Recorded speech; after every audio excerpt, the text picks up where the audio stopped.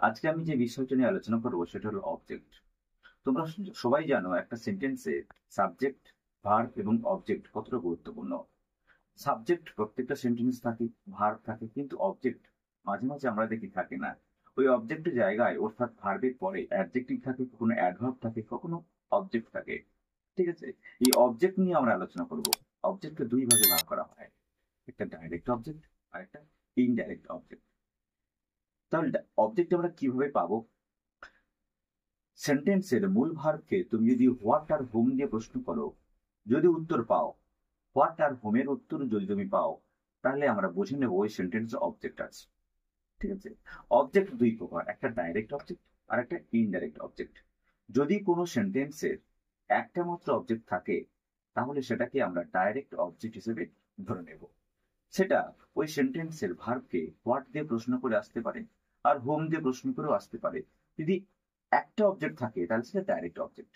ঠিক আছে, এবার ইনডাইরেক্ট অবজেক্ট কখন হবে? যখন কোনো সেন্টেন্সে দুটো অবজেক্ট আসবে, তখনই আমাদের ইনডাইরেক্ট অবজেক্টের প্রশ্ন চলে আসে।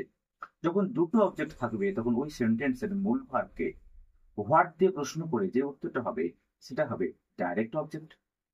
ঠিক আছে, ডাইরেক্ট অবজেক্ট সবসময় নন লিভিং থিংস হয়, এটা তোমাদের মনে রাখতে হবে।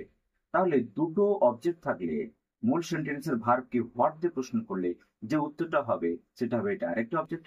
এবং টু হুম, ফর হুম বা ফ্রম হুম, এই প্রশ্নগুলোর উত্তর যে দেবে সেটা হবে ইনডাইরেক্ট অবজেক্ট। এবার এরা কোথায় বসে?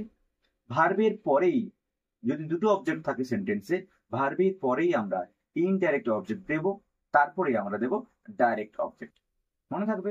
এবার আমরা কয়েকটা উদাহরণ তোমাদের দিয়ে দেব। ধরো, he gave me a book. He gave me a book. He gave what a book? To whom, কাকে? আমাকে, মিটা। তাহলে কি হলো না, হি গেভ সে দিয়েছিল, হোয়াট কি দিয়েছিল? বুক। তাহলে হোয়াটের অ্যান্সার দিয়েছে বুক। বুকটা হলো direct object, non living things. এবং হুম, কাকে? আমাকে, আমাকেটা হলো ইনডাইরেক্ট অবজেক্ট। ঠিক আছে, কিন্তু প্লেস দেখতে হবে, ভার্বের পরেই আমাদের ইনডাইরেক্ট অবজেক্ট আমরা বসিয়েছি এবং তারপর ডাইরেক্ট অবজেক্ট বসিয়েছি। প্লেসটাও তোমাদের মনে রাখতে হবে।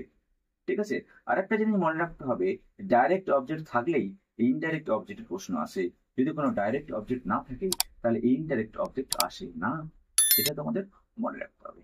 চলো, বাই।